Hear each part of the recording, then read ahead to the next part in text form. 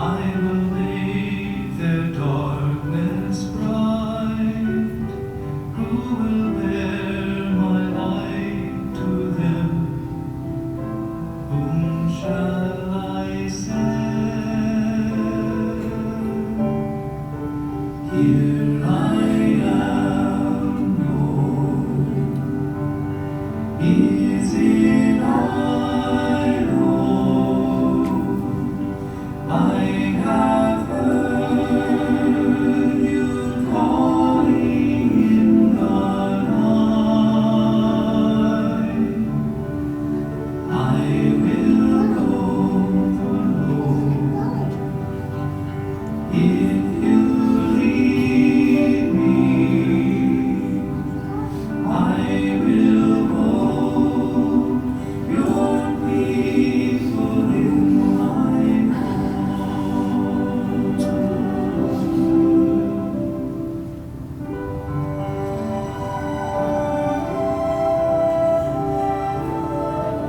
I, the Lord of wind and plain, I will tend the poor and lame. I will set a feast for them. My hand will save.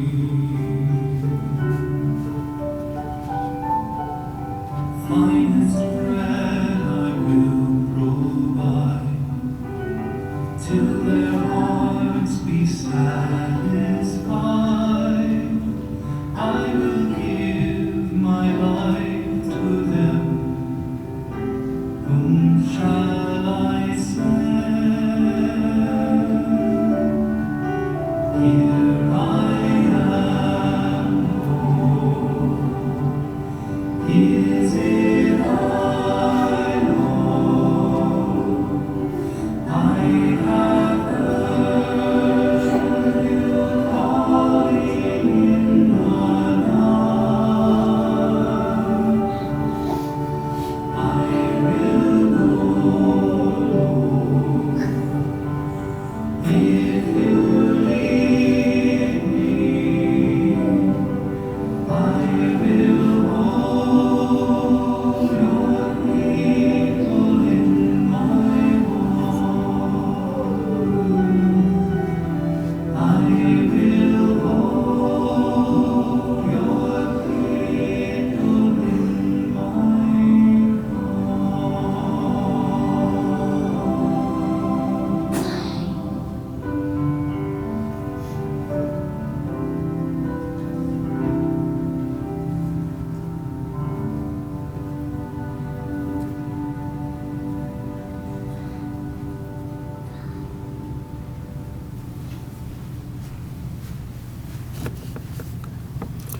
Just a few days ago, I was invited to go to Mary Lou's home and meet with her children and talked about Mom. And then a picture came up of Mary Lou, and I thought, I know who Mary Lou is. Back in the 1960s, if any of you were back in that era, I worked at a little store called Swanson's Fine Foods, little meat market down the road. And instantly, and I saw the picture, I said, I know this woman.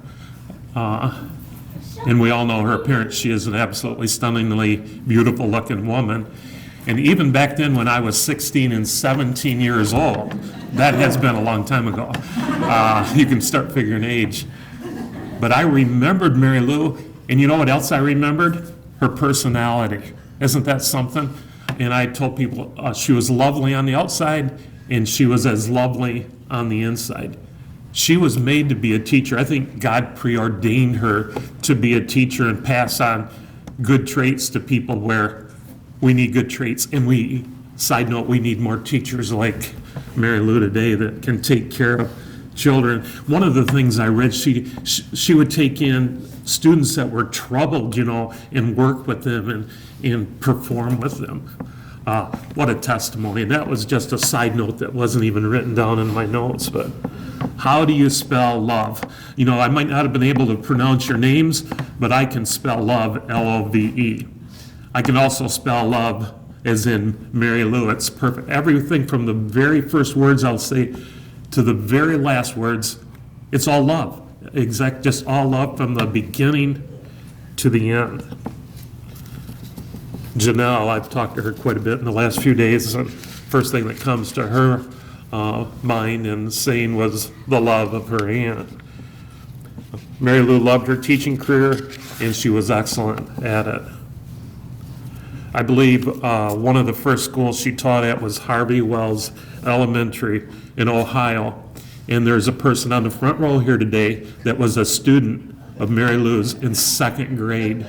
David, her son, was a student of his mom. Talk about great expectations. We had some really good talks. And David said his mom pulled him out of some bad affairs once in a while. Mary Ann, I didn't hear that about you, but David, she was one of David's teachers. Mary Lou told her children not too long ago, and I love this. She said, I saw a sign, as in a sign, not like a stop sign, but I think it was more like a dream or a vision she had. And she had things like that happen to her. And she said, I had this sign, and there were good things and there were bad things. She said the bad thing was that I'll be leaving here soon, and I am going to miss my son and daughter and grandchildren and great-grandchildren and friends. And she said the good news is the housing market is up and things are selling really good right now. So she just had that sense in her where she could bring things good and bad together.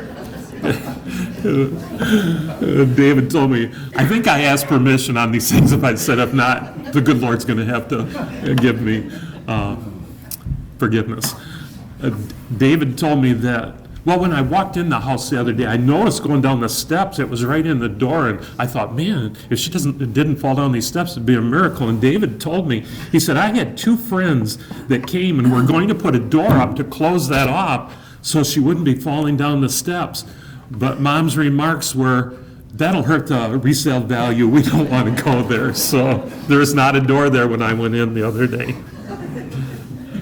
Mary Lou was a teacher and was very detail-oriented. And I see some of you teachers here today, and the family knows she was very detail-oriented and precise person. She liked chocolate milkshakes, they told me. And if you know, there are McDonald's in town. We have three. I was thinking there are only two, but we have one on Saginaw Road, or Eastman Road, and one out off Waldo Road.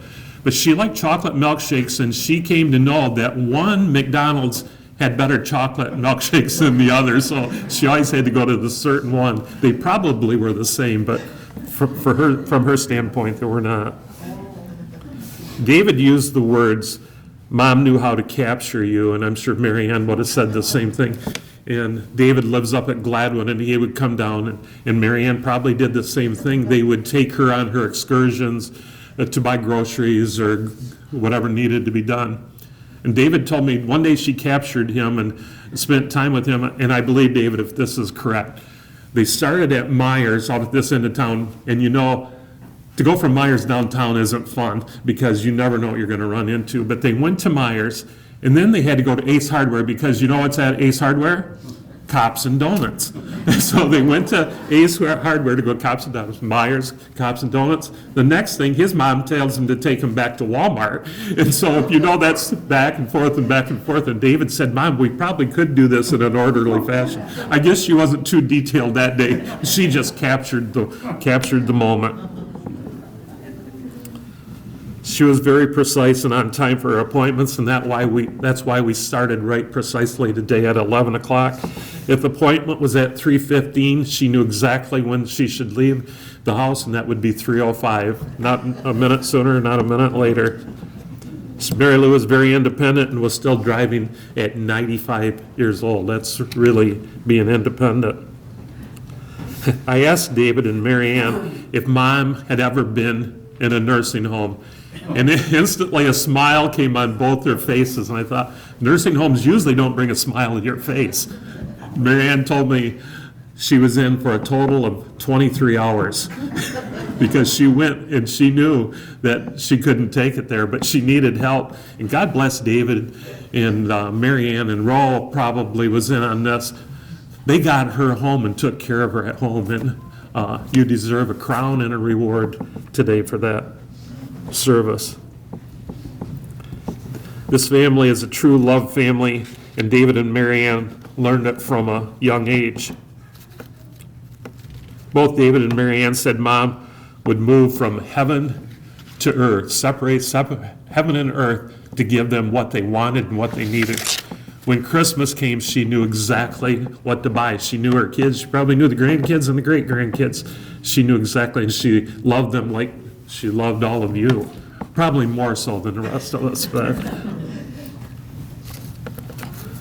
if I get this correctly, when Mary Lou started teaching back in the 60s, I believe it was, her husband, Kurt, every morning would have a cup of coffee and toast prepared for her. He knew exactly how to start the mornings, and that probably happened for years and years.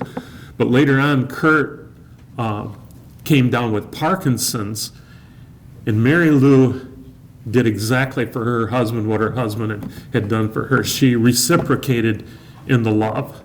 Boy, if everyone could live in a family that showed love like they showed love. Gigi, did you notice the pillow up here, Gigi?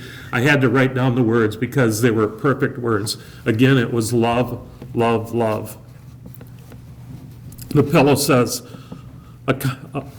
Gigi, a constant source of love, one who teaches, motivates, and encourages, one who gives warm, big hugs, tells great stories, and is the best cook ever, loved beyond words. In one of the letters, as I looked around last night, a letter from the first graders, and I believe it was from Adams Elementary, wrote this: Mary Lou Kelly, happiness is having a teacher who has the longest hair in the world. Happiness is having a teacher who is nice and helps you. Happiness is having a teacher who is good to you. Happiness is having a teacher who will play a game with you. Happiness is having a teacher who is special. Happiness is having a teacher who is Mrs. Kelly. Janelle tells it best. Janelle is a niece. And she would see Mary Lou and Kurt in action.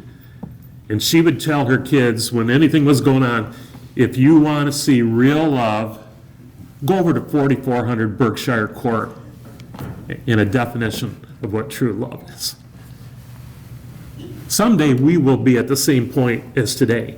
And if someone can say the same thing about us, we have done something right in life. Mary Ann writes this, Mary Ann, the daughter. I was so lucky to be my mother's daughter. When I think of my mom, I remember love, kindness, graciousness, and beauty. The things Mom loved were her family, California, dancing, and travel. I love my mom. She will be missed every day.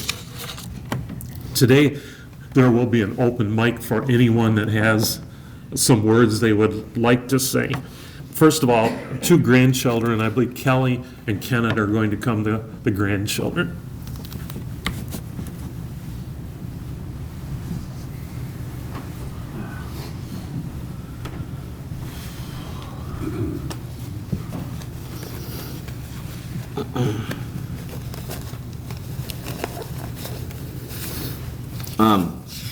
My grandma's the nicest and sweetest person I've ever known. I know it's not just me saying it as her grandson, because I know everybody here feels the same way. I don't know how we're going to say goodbye to someone who's the joy and light in our family, but we're going to try to do it and get through it together. When I found out last week that she had passed away, I wrote down some thoughts and wanted to share those today. Today I lost what feels like one of the last pieces of my childhood with the passing of my grandma Kelly, or as my kids call her, Gigi. While she had been ill for some time, particularly in the last few months, it still comes as a shock. I will forever be grateful that Britta, the girls, and I made the trip back to visit her last month and enjoyed being with her one last time. She had amazingly rallied from a hospitalization, was in great spirits, spending hours with us each of the 4 days that we were there. Definitely a life lesson in seizing the moment before it passes you by. That is love. I'm so proud of my dad and Mary Ann for their tireless work to take care of and advocate for her in her last months, weeks, and days the best they could. Now I hope they can both rest and look back knowing that they did each of their very best and that Grandma is at peace and with Grandpa once again. That is love. My Grandpa Kelly showed me what it is like to have a truly loving marriage. For so many years, my grandpa seemed to take care of my grandma's every need, making the meals, taking care of the house, shopping for the good tomatoes. They did everything together, especially dancing and traveling. When he became sick, she returned the favor by taking care of him and making sure he got whatever he needed. That is love. I'm very thankful that my daughters got a chance to know my grandma and see how amazing she was. Over 90 years old, she would create scavenger hunts around the house for them and their cousins, searching for gold coins or treats around the house and yard. She had a constant supply of butterscotch candies and a dish on the coffee table that somehow never went empty. She would sit on the kitchen floor to play games or do puzzles with them. She would get on Facebook with heart-filled comments on their pictures and activities. And she always loved to watch videos of their dance recitals, a little piece of her lifelong hobby that they got to share together. I'm not sure how I'll tell them that she's gone. I'm so happy that they will be able to have those memories with them for the rest of their lives. That is love. While she had a rich life full of fun, laughter, and love, I'm still shocked and pained that she's really gone. That said, I'm relieved that she's no longer suffering, and so happy for the many years that we spent together. I guess that's love too. I'll miss you and love you forever, Grandma. Our world and our hearts won't be the same without you.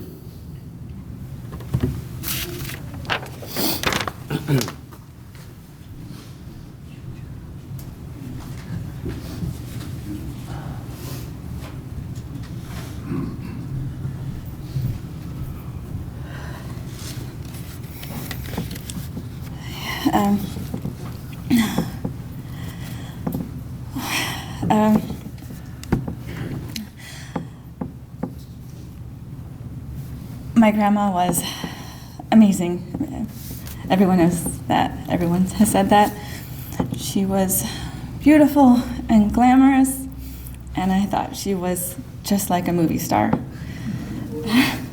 I used to love to play dress up in her clothes, and I used to go sneak and put on her makeup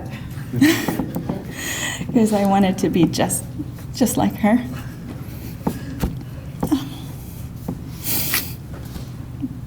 And even now, when I see someone wearing something very stylish or looking especially beautiful, I'll tell them, that looks like something my grandma would wear. And then I have to jump in really quick and say, but you don't understand. she's gorgeous. So I mean that in the best possible way. You look like my grandma. You are very, very lucky. My grandma was so kind, but it wasn't just kindness. It was kindness mixed with strength and grace and passion. It was just so much more than kindness. I remember going out to dinner with my grandparents once, and it wasn't that cold out. But we're leaving, and my grandma said, you really should wear a jacket. It's cold out, Kel. And I said, no, Grandma, I'm not cold. I don't need a jacket. It's okay. And she said, oh, but it's going to get chilly. You're going to get cold. And I said, no, Grandma, I'm not cold. I don't need a jacket. And my grandpa leaned into me, and he said, you're never going to win. Just take the jacket.